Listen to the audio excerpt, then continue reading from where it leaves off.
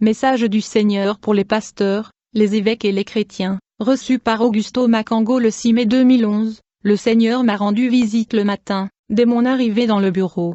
J'ai senti sa présence et une main est passée sur mes épaules et j'ai pu sentir un tel feu sur moi.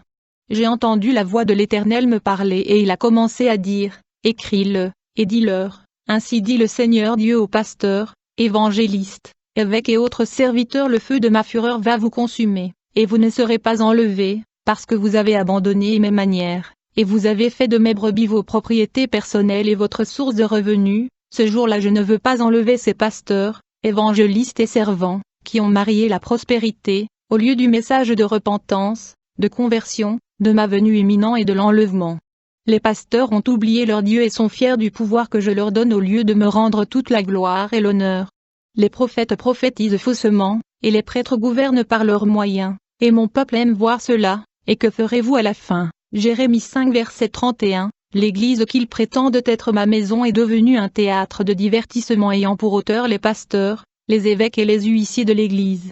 Ils mangent, boivent et célèbrent dans ma maison et ma présence sans crainte, ni tremblement ou respect pour moi. Ma gloire a quitté leur temple et ma présence a longtemps quitté leurs églises.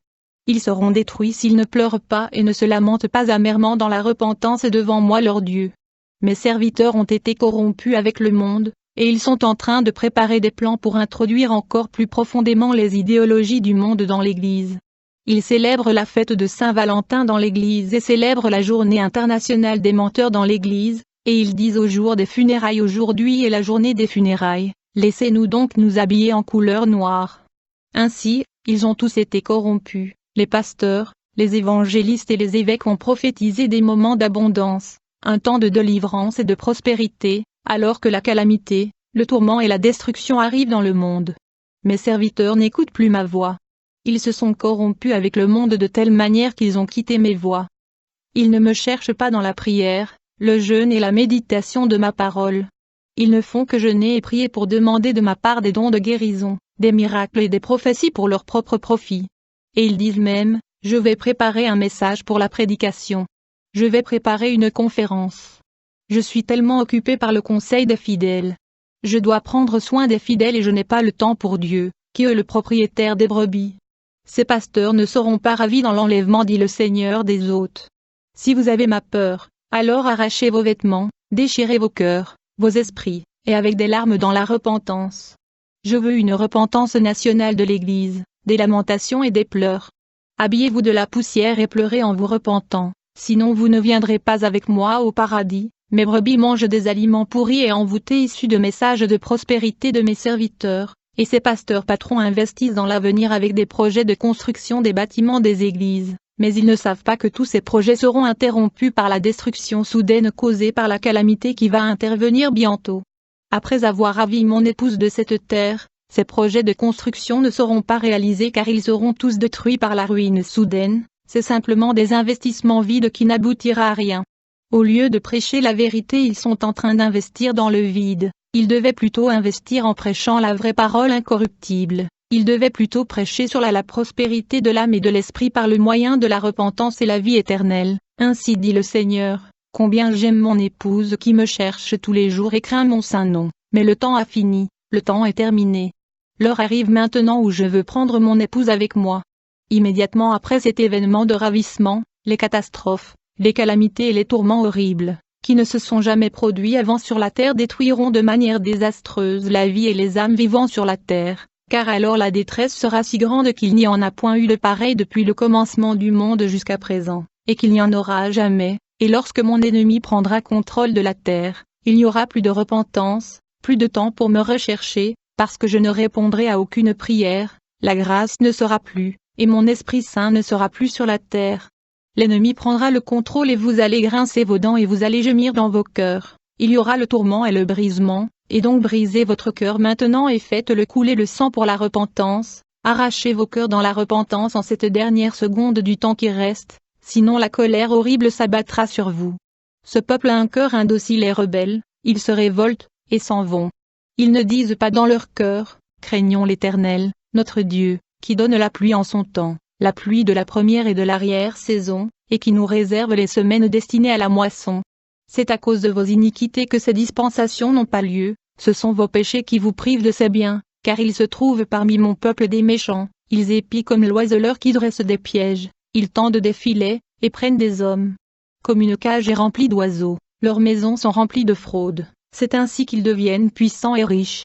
Ils s'engraissent, ils sont brillants d'embonpoint, ils dépassent toute mesure dans le mal, ils ne défendent pas la cause de l'orphelin, et ils prospèrent, ils ne font pas droit aux indigents. Jérémie 5 verset 20-88, vous ne serez pas enlevés, dit le Seigneur, à moins que vous changiez vos voies et vous vous repentez, ainsi dit le Seigneur, en ce jour-là je n'enlèverai pas ceux qui ont épousé la télévision, les films et les divertissements, qui occupent la majeure partie de votre temps, et vous n'avez pas le temps pour moi votre Dieu et ma parole. Je n'enlèverai pas les chrétiens qui ne vont à l'église que le dimanche pour apaiser ma colère contre leur vie, et pensent que je ne le vois pas et que je ne le sais pas.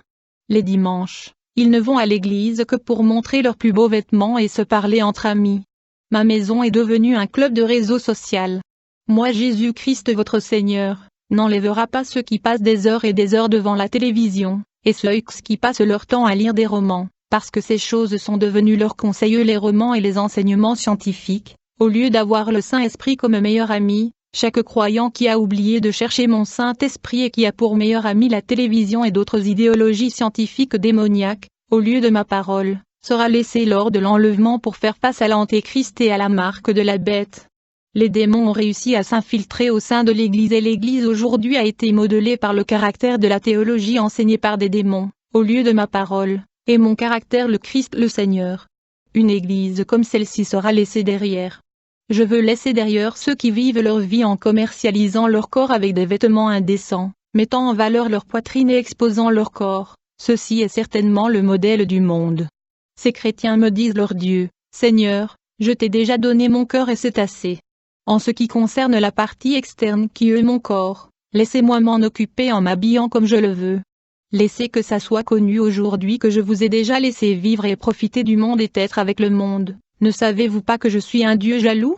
J'ai de la jalousie de vous, mais vous me partagez avec le monde. Je ne veux pas accepter cela. Tous les croyants qui me prennent pour leur jouet, et qui se disent, Dieu n'est pas si mauvais de ne pas comprendre que nous vivons au XXIe siècle aujourd'hui, et que nous vivons comme les gens de cet âge. À vrai dire à l'époque de Na, c'était moins grave qu'aujourd'hui, à l'époux de l'eau, c'était moins mauvais qu'aujourd'hui, donc repentez-vous, autrement vous n'auriez pas d'excuses.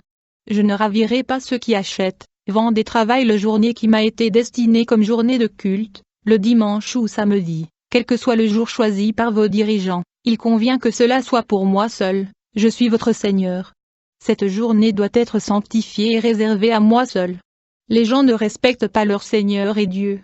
Ils discutent et contestent avec mes vrais serviteurs, ceci est la loi, mais nous sommes dans le temps de la grâce. Et ce que le temps de la grâce veut dire que vous ne pouvez pas respecter votre Seigneur et le révérer. Est-ce que la grâce veut dire être indifférent à votre Dieu? Vous contestez avec moi-même dans la prière, de la même manière vous allez contester lorsque vous verrez ce message.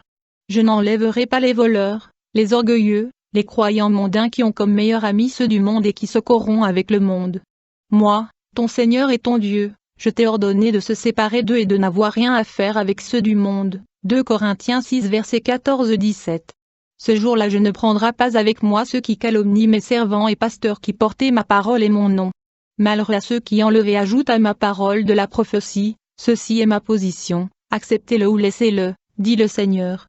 Moi Yeshua Messia, votre Dieu et il n'y a pas d'autre. Augusto Macango. De profondes révélations sur les escaliers de gloire et la chute des serviteurs de Dieu aujourd'hui.